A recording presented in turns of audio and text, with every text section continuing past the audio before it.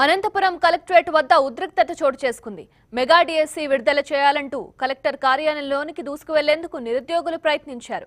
ఎన్నికల ముందు 33,000 డిఎస్సి పోస్టులు ప్రకటిస్తామని హామీ ఇచ్చి అధికారంలోకి వచ్చిన సీఎం జగన్ ఎవరిని మోసం చేసేందుకు బీఎస్ఎన్ఎల్ ప్రకటించారని ఫైర్ అయ్యారు. కలెక్టరేట్లోకి దూసుకువెళ్లేందుకు ప్రయత్నించిన నిరుద్యోగులపై పోలీసులు విరుచుకుపడ్డారు. బలవంతంగా అరెస్ట్ చేసి స్టేషన్కు తరలించారు. జగన్మోహన్ రెడ్డి ఓడిపోవడానికి సిద్ధమా అంటూ ప్లకార్డులు ప్రదర్శించారు. సజ్జల రామకృష్ణ, విద్యాశాఖ మంత్రి బొత్స సత్యనారాయణపై నిరుద్యోగులు మండిపడ్డారు. తమ న్యాయమైన డిమాండ్ సాధించేంత వరకు ఆందోళన విరమించేది లేదని నిరుద్యోగ సంఘాల నేతలు అంటున్నారు.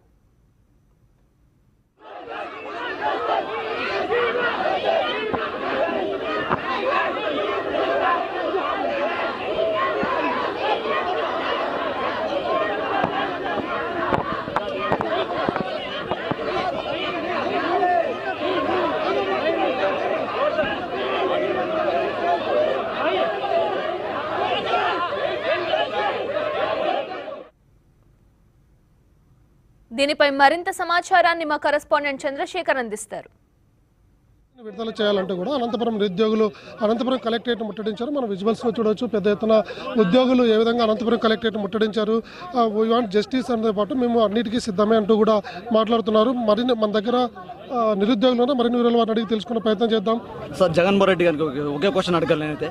అంటే 2019 ఎలక్షన్ కన్నా ముందు 23,000 ఉద్యోగాలు ఖాళీ అని చెప్పారు ఆయన. అప్పుడు వాళ్ళు చేసిన రాజకీయాలు అయితే మరి ఇప్పుడు మీరు చేస్తున్నారు ఏంటి సార్? అంటే ఒక వ్యక్తి సగటు జీవితం కాలం వచ్చేసి 100 ఏళ్ళు అంటారు ఇంతకుముందు. ఇప్పుడు తినే ఫుడ్ వాతావరణం వల్ల 70 తగ్గిపోయింది. ఆ 70 5,000 ఊరికే ఖాళీగా గడిచిపోయినాయి. అదే ఇదేనా నాకు తెలిసి వేరే పని చేసుకుంటే దాంట్లో మాస్టర్ అయ్యేవాళ్ళము. దీనికోసము అంటే టీచింగ్ అంటే ఫీల్డ్ ఫ్యాషన్గా పెట్టుకున్నాం. మేము ఇక్కడికి వచ్చి ప్రిపేర్ అవుతున్న కాలము వేరే ప్రైవేట్ స్కూల్కి వెళ్ళి జాబ్ చేసుకుంటూ వాళ్ళని డెవలప్ చేస్తున్నాం, కానీ మాకు మేము డెవలప్ కాలేకపోతున్నాం సార్. సో దయచేసి మా అభ్యర్థి అర్థం చేసుకుని మీరు మెగా డిఎస్సి వదలాల్సిందిగా కోరుతున్నాం సార్.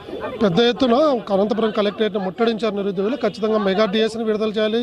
గత ఎన్నికల ముందు ముఖ్యమంత్రి జగన్మోహన్ రెడ్డి ఇచ్చిన హామీని అమలు చేయమని మేము అడుగుతున్నాం. ఖచ్చితంగా మా డిఎస్సి విడుదల చేసేంత వరకు కూడా ఇలాంటి మోసపూరిత డిఎస్సిని నమ్మే ప్రసక్తే లేదు అంటూ కూడా నిరుద్యోగులు చెప్తున్న పరిస్థితి. అనంతపురం కలెక్టరేట్లకు చొచ్చుకొచ్చారు. మన దగ్గర మరింత మంది నిరుద్యోగులు ఉన్నారు. ఏంటమ్మా అసలు మీ ప్రధాన డిమాండ్ ఏంటి? సార్, మాది 2019 అయిపోయింది సార్ డిఎస్సి. అప్పటి నుంచి హాస్టల్లో ఉండి మా అమ్మలు తినక మాకు పెట్టి చదివించి మేము ముందే చెప్పొచ్చినాం మాకు డిఎస్సి ఖచ్చితంగా వస్తుందమ్మా, మీరు ఓట్లు వేయండి. నా నుంచి 15 ఓట్లు వేయించినాను సార్ వైసీపీ ప్రభుత్వానికి. మీరు వేయండి అమ్మా, మా అమ్మలకు ఒకటే ఆశ, మా పాపకు జాబ్ వస్తుంది కదా, ఓటు వేసేద్దాంలో ఏమవుతుందని ఎప్పుడు వేయకుండే వాళ్ళు వైసీపీకి వేయించిన 15 ఓట్లు వేపించి అమ్మ ఖచ్చితంగా వస్తుందమ్మా జాబ్ అంటే వేసినారు. ఇప్పుడు వచ్చేసి నన్ను అడుగుతాను, ఏదమ్మా వేసినావు కదా వస్తుందంటారు, ఏది రాలేదే అని. ఇట్లయినా 117 రద్దు చేసేసి మాకు మెగా డిఎస్సి ఖచ్చితంగా వదలాలి సార్. మా నిరుద్యోగుల ఖచ్చితంగా మా నిరుద్యోగుల శాపం మీకు తగులుతుంది నెక్స్ట్ 24 ఎలక్షన్లోన. ఇది అనంతపురంలో మెగా డిఎస్సికి సంబంధించి అమ్మాయిలతో పాటు పెద్ద ఎత్తున నిరుద్యోగులు కూడా ఆందోళన చేస్తున్నారు. పెద్ద ఎత్తున ఖచ్చితంగా మెగా డిఎస్సి వదలాలి. గత ఎన్నికల ముందు రాజకీయాలు చేసిన ముఖ్యమంత్రి జగన్మోహన్ రెడ్డి ఈసారి మాత్రం డిఎస్సి వదలకుండా తమనందరినీ తీవ్ర ఇబ్బందులకు గురి చేశాడు. రోడ్డు మీదకి తీసుకొచ్చాడంటూ కూడా నిరుద్యోగులు వాపోతున్న పరిస్థితి కనిపిస్తోంది. ఏంటి మీ ప్రధాన డిమాండ్ ఏంటి? అధికార పక్షాన్ని ఒకటే అడుగుతున్నాను. ప్రతిపక్షంగా ఉన్నప్పుడు కనిపించిన 33,000 పోస్టులు అధికార పక్షానికి వచ్చేసరికి 6,000 ఎలా అయ్యాయి?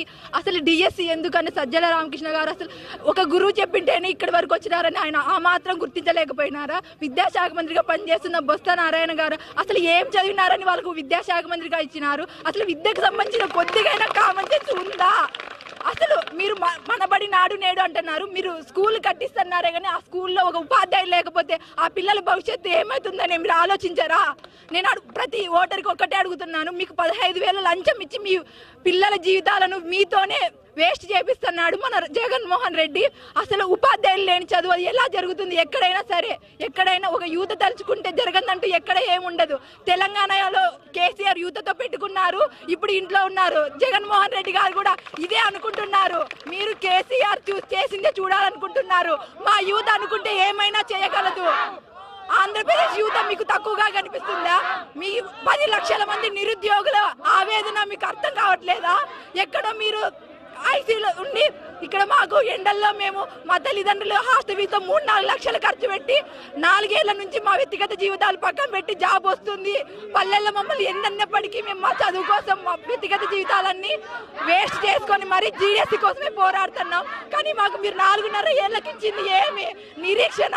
ఇప్పుడు మేము మా పల్లెలకు పోతే మమ్మల్ని మా చుట్టుపక్కల ప్రజలు ఎలా చూస్తారు? ఏమో 4 ఏళ్ల నుంచి కష్టపడి ఏం చేసింది?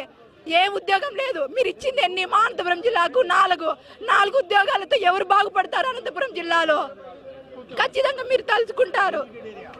ఇది అనంతపురంలో నిరుద్యోగులు తమ అభిప్రాయాలు వ్యక్తం చేస్తున్నారు. ఖచ్చితంగా గత ఎన్నికల ముందు రాజకీయాలు చేసిన ముఖ్యమంత్రి జగన్మోహన్ రెడ్డి ఈసారి మాత్రం మమ్మల్ని మోసం చేశాడు.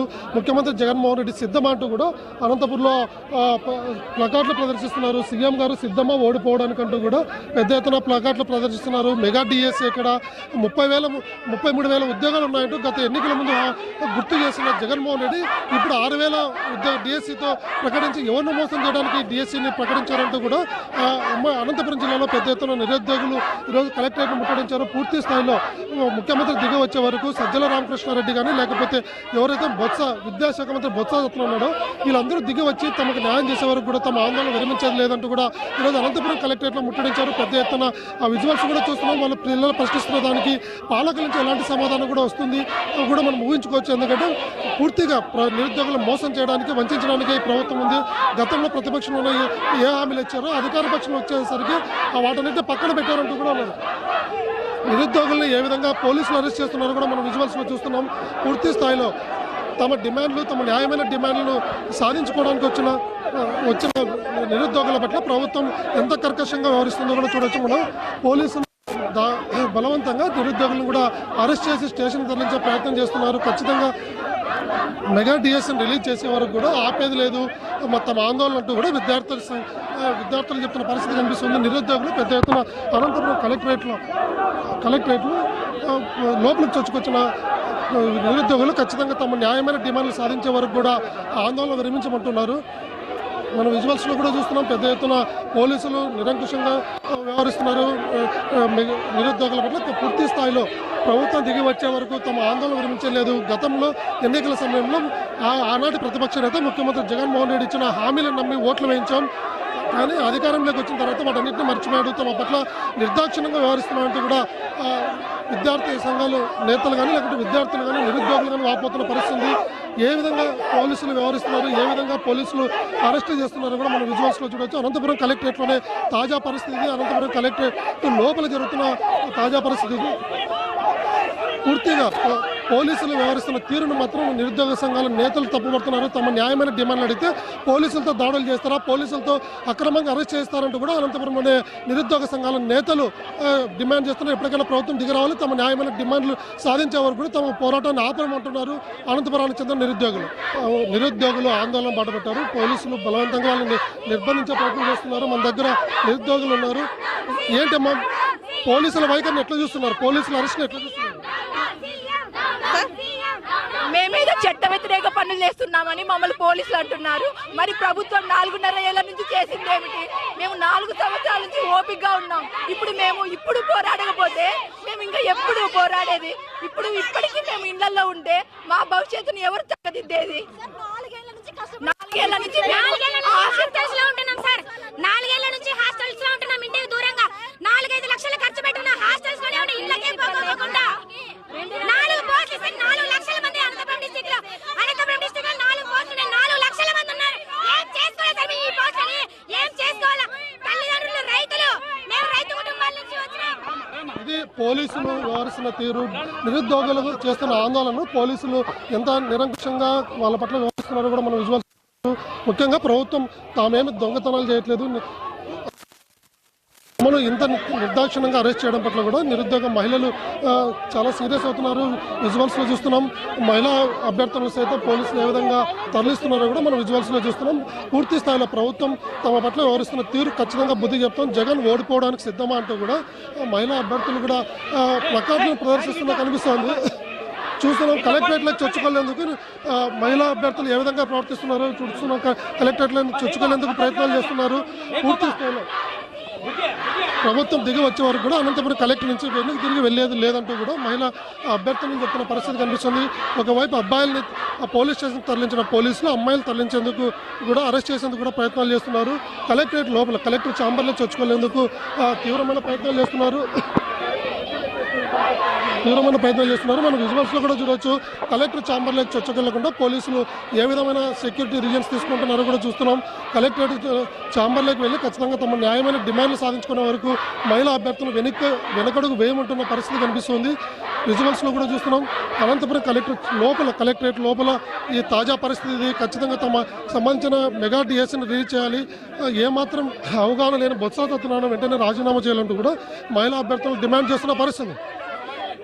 పూర్తిగా పోలీసులు వ్యవహరిస్తున్న తీరుని మహిళా అభ్యర్థులు తీవ్రంగా తప్పుపడుతున్నారు. చూస్తున్నాం మన విజువల్స్లో. అమ్మాయిల అరెస్ట్ విషయంలో పోలీసులు ఏ విధంగా వ్యవహరిస్తున్నారో కూడా మనం చూస్తున్నాం. ఖచ్చితంగా పోలీసులు వ్యవహరిస్తున్న తీరుని పట్ల మహిళా నిరుద్యోగులు పెద్ద ఎత్తున వ్యతిరేకిస్తున్నారు. ఖచ్చితంగా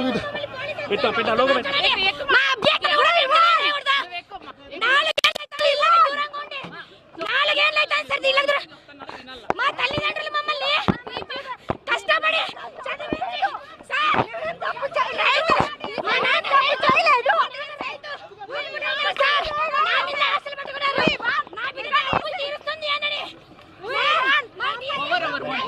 ఇది అనంతపురంలో నిరుద్యోగుల పట్ల పోలీసులు వ్యవహరిస్తున్న తీరు. ఖచ్చితంగా ప్రభుత్వం ఏదైతే తమను మోసం చేసిందో వాటిని తమ న్యాయమైన డిమాండ్స్ సాధించుకునేందుకు ప్రయత్నాలు చేస్తుంటే పోలీసులు చాలా దారుణంగా వ్యవహరిస్తున్నారు.